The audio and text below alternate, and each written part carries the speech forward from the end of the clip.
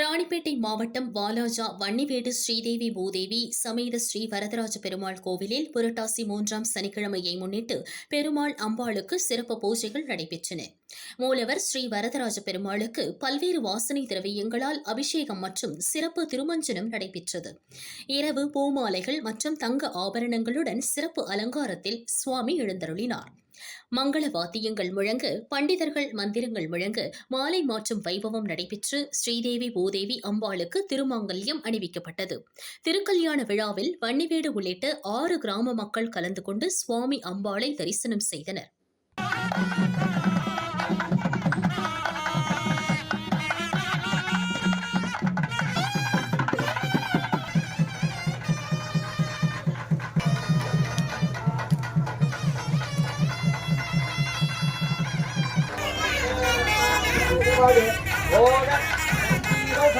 Govind